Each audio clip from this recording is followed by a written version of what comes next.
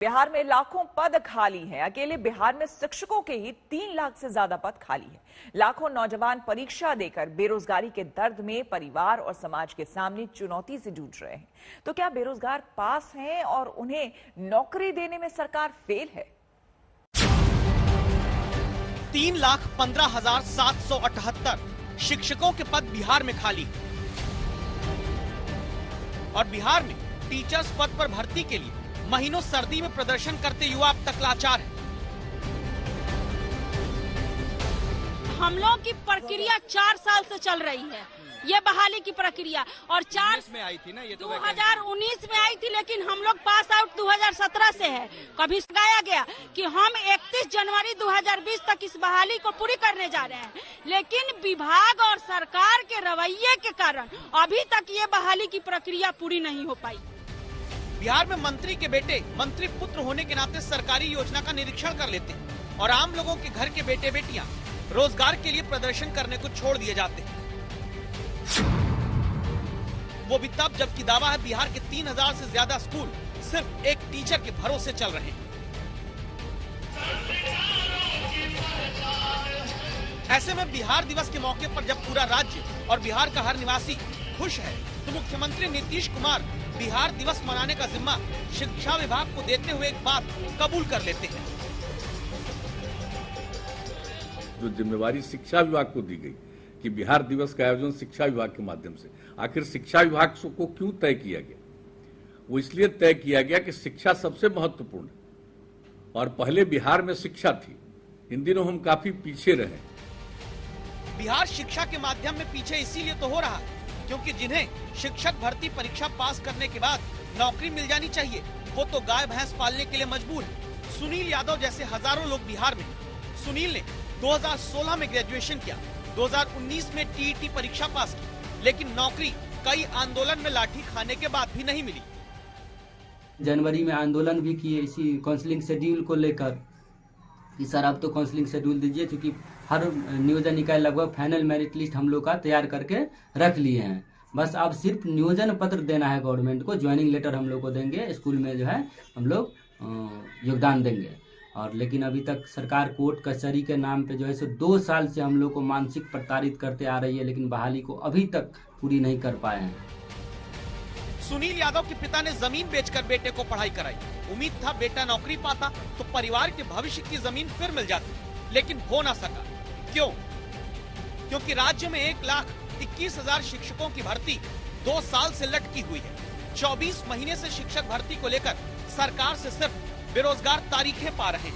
आरोप है कि सरकार की निष्क्रियता और ढुलमुल रवैये के कारण प्राथमिक स्कूलों में 90,762 और हाई स्कूल में 30,020 शिक्षकों की बहाली हाईकोर्ट में अटकी है। अब नई तारीख भर्ती जल्द करने की 5 अप्रैल शिक्षा मंत्री पिछले हफ्ते बता चुके हैं। 5 अप्रैल को लिस्टेड है। हम आशा करते हैं कि वो इजाजत हमें मिल जाती है। छठे चरण में लगभग हम लोग 1.25 लाख शिक्षकों की नियुक्ति करने वाले हैं। बिहार में रोजगार देने के नाम पर इतना उल्टा पुल्टा सिस्टम है कि छठे चरण की बहाली पूरी भी नहीं हुई, लेकिन इसी महीने 12 मार्च को 7वें चरण के तहत 37,000 से ज्यादा शिक्षकों की भर्ती के लिए बिहार STET का रिजल्ट जारी कर दिया गया। तो पहले से नौकरी के लिए लटकाए गए नौजवान शिक्षा विभाग के बाहर हंगामा करने लगे। सामने पता कि अधिकारी के पास जाता है तो सब भकुआ था।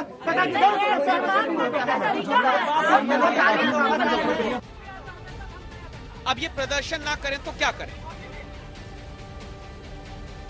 जबकि 7,28,937 शिक्षक होने चाहिए बिहार के सरकारी स्कूलों में। इतने स्वीकृत पदों के मुकाबले बिहार में सिर्फ 4,13,159 टीचर पढ़ा रहे हैं। यानी बिहार में खुद शिक्षा विभाग कहता है कि 3,15,778 शिक्षकों के पद खाली हैं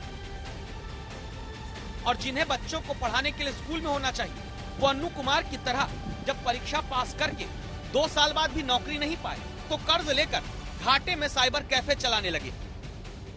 प्राइवेट में नौकरी भी नहीं मिल रही है, प्राइवेट स्कूल में तो क्यों नहीं मिल रही है? जब उनको पता चलता है कि ये तो टीईटी पास है, ये तो ट्रेंड है, तो उस कहते हैं हेडमास्टर बोलते हैं कि इनका तो नौकरी कभी भी लग सकता है और छोड़ के चले जाएंगे बीच में, लेकिन नौकरी लग ही नहीं रहा है। सरकार से हम कह रहे हैं कि हमारी बहाली जितना जल्दी हो सके उतना जल्दी हमें करिए, ज्वाइनिंग दीजिए और हमें अपने स्कूल में हमें भेजिए।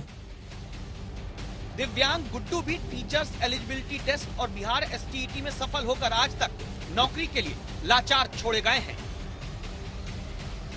वैसे तो इन शिक्षकों को बिहार के किसी स्कूल में होना चाहिए था, लेकिन सरकार की निष्क्रियता की वजह से आज ये बेरोजगार हैं।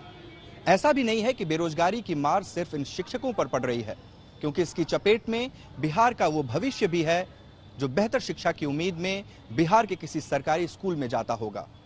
हमारे सहयोगी आनंद कुमार के साथ उत्कर्ष कुमार सिंह, आज तक, पटना।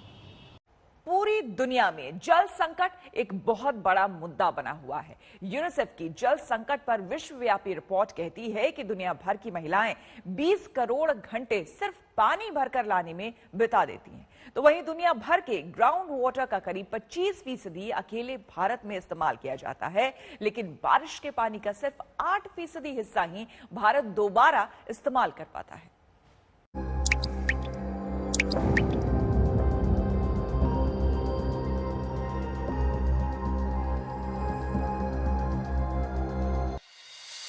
यूनिसेफ की जल संकट पर विश्वव्यापी रिपोर्ट कहती है कि दुनिया भर की महिलाएं 20 करोड़ घंटे सिर्फ पानी भरकर लाने में बिता देती हैं। 20 करोड़ घंटे यानी 83 लाख दिन सिर्फ पानी भरने में दुनिया भर की महिलाओं का जा रहा है। और सरल करें तो 22,800 साल जितना वक्त प्रतिदिन दुनिया भर की माँ, बेटी और बहुएं सिर्फ पानी भरने में बिता देती हैं। सुनने में अजीब लगा होगा, सच यही है हिंदुस्तान का भी। तो सबसे पहले चलते हैं उस राज्य में जहां चुनाव हो रहा है। नेताओं की व्हीलचेयर और हेलीकॉप्टर से दूर पुरुलिया में आदिवासियों का इलाका है, जिनके लिए सियासत सीना फाड़ प्रेम दिखाती है। उसी जगह पर पानी का अधिकार सिर्फ इतना है आदिवासी लोगों का गांव में कि जितना आपकी टीवी स्क्रीन पर हैंडपंप से निकलता दिखता है, यानी बूंद भर। ऐसे में जब दुनिया भर के पानी के स्रोत का सिर्फ 4% हिस्सा भारत में और उस पानी को इस्तेमाल करने के लिए दुनिया की 15% आबादी भारत में है, तो पानी के मामले में डिमांड और सप्लाई का सीधा सा खेल ये कहता है कि पानी जब तक है बस तभी तक है, वरना पुरुलिया के इस गांव की तरह कब पानी से भरती बाल्टियां पानी के लिए तरसने लगेंगी, अंदाजा आप लगाइए। पुरुलिया में पानी की समस्या तब से है जब से पुरुलिया है। 2021 में भी ये नज़ारा हमारे पीछे, जहाँ पे औरतें सुबह सुबह नल के सामने बैठी रहती हैं कि कब पानी आएगा और कब कैसे उनका घर चलेगा, ये नज़ारा कॉमन है पूरे पुरुलिया में। रोज पुरुलिया के इस कस्बे की तरह देश में करोड़ों महिलाएं पानी के लिए जूझती हैं। अपनी जिंदगी के रोज 30 मिनट से लेकर 4 घंटे तक पानी का इंतजाम करने में बिता देती है। एक महिला अगर 4 घंटे पानी भरने में अपना वक्त बिताए तो महीने में 120 घंटे, साल भर के 1440 घंटे। और अगर एक महिला औसत 50 वर्ष अपने जीवन में पानी भरने के लिए जूझती है तो उस महिला के जीवन के 72,000 घंटे यानी 3,000 दिन यानी करीब 8 साल सिर्फ पानी भर के लाने में गुजर जाते हैं। हम लोग का हाउस कनेक्शन है, लेकिन आज 1 महीने से पानी ठीक से नहीं आ रहा है। सप्लाई 1 महीने से सप्लाई नहीं हो पा रहा है, क्योंकि कभी माने पानी आता है कभी नहीं। नल के पानी का भी कोई टाइम टेबल नहीं है। कभी 8:30, कभी 8, कभी 9, कभी 9:30, कभी भी बंद भी रहता है। पानी की समस्या का हल निकालने के लिए आज विश्व जल दिवस के मौके पर प्रधानमंत्री नरेंद्र मोदी ने कैच द रेन अभियान की शुरुआत की, जिसका मकसद बारिश के पानी को संजोकर भूजल स्तर को मजबूत करना है। 21वीं सदी के भारत के लिए पानी की पर्याप्त उपलब्धता बहुत महत्वपूर्ण फैक्टर है। पानी हर घर, हर खेत की जरूरत तो है ही, जीवन के अर्थव्यवस्था के हर पहलू के लिए ये बहुत जरूरी है। दुनिया भर के ग्राउंड वाटर का करीब 25% अकेले भारत में इस्तेमाल होता है, लेकिन बारिश के पानी का सिर्फ 8% हिस्सा ही भारत दोबारा प्रयोग कर पाता है। इसलिए जरूरी है पानी के महत्व को अब आप भी समझ लें। और ये 3 तस्वीर देखिए। छत्तीसगढ़ के बलरामपुर में चरचरी गांव की कहानी हमने दिखाई थी, जहां आदिवासियों को नदी किनारे गड्ढा खोदकर गंदा पानी निकालना पड़ता है। पुरुलिया के कस्बों में पानी के लिए संघर्ष करना पड़ता है, आपने देख लिया। और गाजियाबाद में एक सोसाइटी में रहने वाले लोग प्रदूषित पानी पीने के कारण बीमार पड़ गए। यानी गांव हो, कस्बा या कोई महानगर, पानी की समस्या चारों तरफ है। पुरुलिया से सूर्याग्नि रॉय के साथ आज तक ब्यूरो। निर्दलीय महिला सांसद नवनीत राणा ने शिवसेना सांसद अरविंद सावंत पर गंभीर आरोप लगाए हैं। आपको बता दें कि लोकसभा स्पीकर को बाकायदा उन्होंने एक चिट्ठी लिखी है जिसमें नवनीत राणा ने कहा है कि संसद में उनके बयान को लेकर उन्हें धमकी दी गई है। वसूली मामले को लेकर नवनीत राणा ने लोकसभा में सीएम उद्धव ठाकरे पर निशाना साधा था। अरविंद सावंत ने नवनीत राणा के आरोपों को गलत बताया है।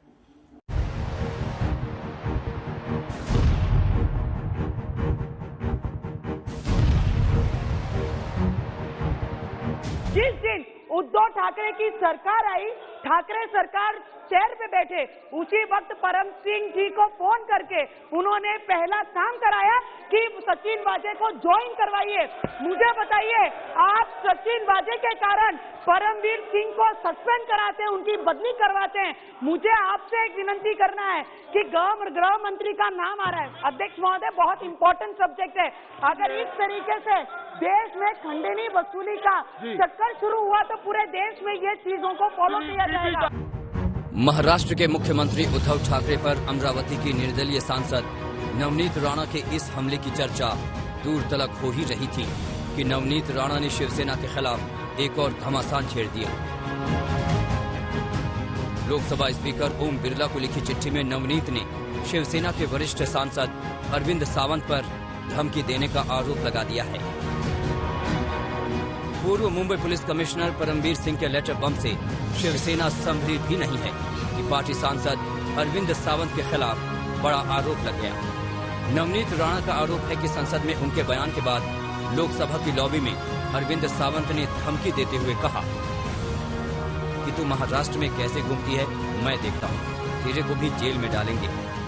जैसे ही मैंने मेरा स्पीच खत्म किया, शिवसेना के कई लीडर वहां से वॉकआउट कर रहे थे और एक व्यक्ति आके अरविंद सावंत जी मेरे पास आए, 2 सेकंड के लिए रुके और रुक के मुझे बताया। मुझे लगा कि हम जब चर्चा करते हैं तो अपने विषयों पे चर्चा करते हैं, हम विरोध दिखाते हैं, पर जब विरोध खत्म हो जाता है तब हम सब कुलीग्स आपस में अच्छे से सुलझे हुए लोगों के साथ जैसे हम बात करते हैं। उन्होंने आते बराबर मुझे बोला कि अब इसके बाद तुम्हारी बारी है, अब तुमको जेल के पीछे डालेंगे। नवनीत राणा ने लोकसभा स्पीकर ओम बिरला से मांग की है कि अरविंद सावंत के खिलाफ पुलिस कार्रवाई की जाए। नवनीत राणा के आरोपों के बाद अरविंद सावंत भी सामने आए। सावंत ने आरोपों को नकारा, लेकिन ये जरूर कहा कि उद्धव ठाकरे को लेकर नवनीत की भाषा और लहजा सही नहीं होता। ये काम धमकाना, और महिला को, मैं शिवसेना को इतना ध्यान में रखूं, महिला को धमकाने वाले काम करते मैंने कभी धमकाया है, उसके इर्द गिर्द अगर कोई लोग होंगे तो बता देना कि अगर मैंने धमकाया होगा तो। रही बात उनकी जो बात करने का तरीका है वो थोड़ा सा अच्छा नहीं लगता, क्योंकि जब भी आप जितनी भी आप वीडियो क्लिपिंग उनके निकालें तो आपको दिखेगा वो आदरणीय मुख्यमंत्री उद्धव जी ठाकरे साहब का नाम लेगी और उसकी बॉडी लैंग्वेज देख लेना, एकदम तिरस्करणीय और घृणास्पद बात को करती रहती है। फिर भी हमने कभी नहीं बोला उनको। अरविंद सावंत खुद को पाक साफ बता रहे हैं, जबकि नवनीत राणा की चिट्ठी में आरोप ये भी है कि उन्हें फोन पर और शिवसेना के लेटर हेड पर चेहरे पर तेजाब डालने और जान से मारने की धमकियां पहले भी मिली हैं। एंटिलिया केस के बाद से बनी परिस्थितियों में महाराष्ट्र की अघाड़ी सरकार को घेर रही बीजेपी के पास अब नवनीत राणा का मुद्दा भी आ गया है। लोकसभा में बयान पर सांसद को किसी दूसरे सांसद से कथित धमकी का ये शायद पहला मामला होगा। नवनीत राणा ने खुद को मिली कथित धमकी को देश की महिलाओं का अपमान भी कहा है, लिहाजा मामला आगे और भी तूल पकड़ सकता है। दिल्ली से हिमांशु मिश्रा के साथ आज तक ब्यूरो। और अब बात परमवीर सिंह के आरोपों की। वो महाराष्ट्र के गृह मंत्री अनिल देशमुख पर सनसनीखेज आरोप लगाने वाले मुंबई के पूर्व पुलिस प्रमुख ने अब सुप्रीम कोर्ट का रुख कर लिया है। उधर शरद पवार खुलकर देशमुख के बचाव में सामने आ गए हैं।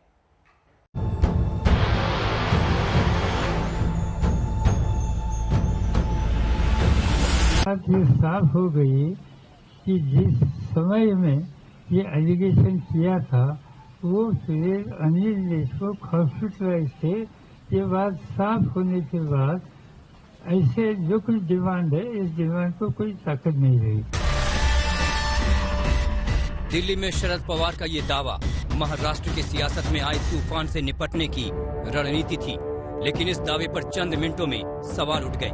सवाल ये कि 15 फरवरी को अनिल देशमुख क्या वाकई हॉस्पिटल में थे? क्या देशमुख को बचाना चाहते हैं पवार? शरद पवार के इस दावे पर बीजेपी ने सवाल उठाकर महाराष्ट्र सरकार को बैकफुट पर धकेल दिया। सोचिए, मुंबई में जो कहानी एंटिलिया के बाहर मिली विस्फोटक वाली गाड़ी से शुरू हुई, वो कहानी अब आगे बढ़कर एक के बाद एक नए नए ट्विस्ट में बदल गई। आज विपक्ष के निशाने पर मुख्यमंत्री से लेकर गृह मंत्री तक हैं। सबसे पहले इस कहानी की क्लियर पिक्चर समझने के लिए आप चिट्ठी वाले चक्रव्यूह को समझिए। पूर्व मुंबई पुलिस कमिश्नर परमवीर सिंह की चिट्ठी ने एक साथ कई एंगल को जन्म दे दिया, जिसे आप चक्रव्यूह की व्याख्या से समझ सकते हैं। चिट्ठी की एक रेखा सीधे सीधे 100 करोड़ महीने वसूली के आरोप पर खत्म होती है, दूसरी रेखा सचिन वाजे पर आकर खत्म होती है, तो तीसरी रेखा महाराष्ट्र के गृह मंत्री अनिल देशमुख पर।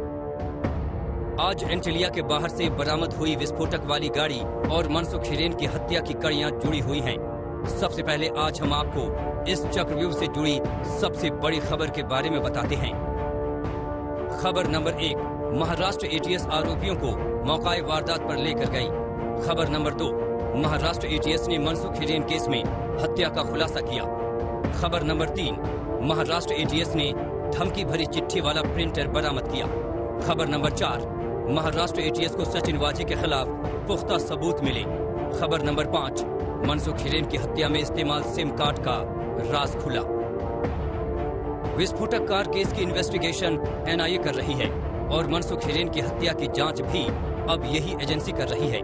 लेकिन महाराष्ट्र एटीएस फुल एक्शन में है, कत्ल और कातिल की कड़ियों को जोड़ चुकी है।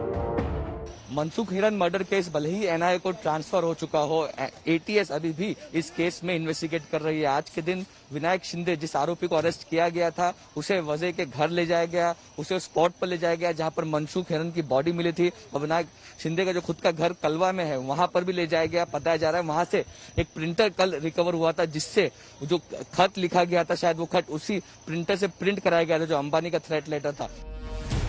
यहाँ तक कहानी आपको समझ में आ गई होगी, लेकिन कहानी के आगे के हिस्से को समझने के लिए अब केस के किरदारों और उनके ऊपर लगे आरोप के हिसाब से रोल समझिए।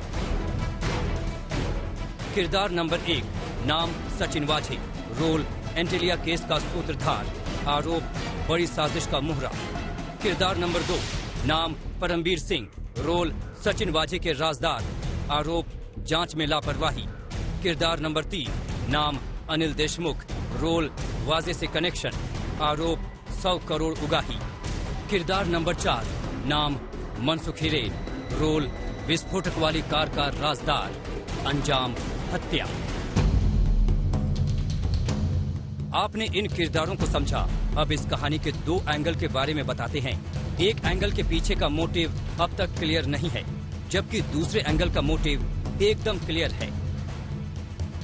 एंगल नंबर 1, एंटिलिया के बाहर विस्फोटक कार की साजिश वाली पूरी स्क्रिप्ट। इस स्क्रिप्ट के तार अभी तक सचिन वाजे और मनसुख हिरेन से जुड़े हैं, लेकिन विस्फोटक वाली कार के पीछे मकसद क्या था अब तक साफ नहीं हुआ।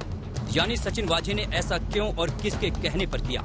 एंगल नंबर 2, 100 करोड़ की उगाही का टास्क। महाराष्ट्र के गृह मंत्री अनिल देशमुख पर पूर्व पुलिस कमिश्नर परमवीर सिंह ने 100 करोड़ महीने उगाही का आरोप लगाया है।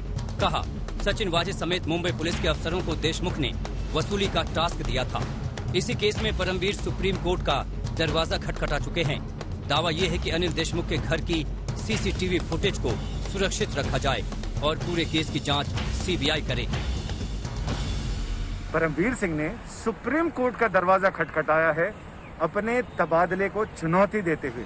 उनका कहना है कि मुंबई पुलिस कमिश्नर के पद से उनका तबादला कानून, नियम और परंपरा इसके बिल्कुल खिलाफ है। अपनी याचिका में उन्होंने ये भी कहा है परमवीर सिंह ने कि उनको सीधे मजबूरन सुप्रीम कोर्ट आना पड़ा संविधान के अनुच्छेद 32 का सहारा लेते हुए, क्योंकि महाराष्ट्र में सरकार ने सीबीआई के प्रवेश पर पाबंदी लगा रखी है, किसी भी मामले की जांच सीबीआई से नहीं करा रहे। और परमवीर सिंह का मानना है कि इस मामले की स्वतंत्र, निष्पक्ष, दबावहीन, प्रभावहीन जांच के लिए जरूरी है कि सीबीआई इस मामले की जांच करे। पहले परमवीर सिंह ने उद्धव ठाकरे को चिट्ठी लिखकर गृह मंत्री अनिल देशमुख पर आरोप लगाए और अब सुप्रीम कोर्ट में जांच के लिए अर्जी डाली है। लेकिन क्या इस अर्जी से महाराष्ट्र में महाअघाड़ी सरकार की मुश्किलें बढ़ने वाली हैं। मुंबई से मुस्तफा शेख के साथ दिल्ली से संजय शर्मा, आज तक।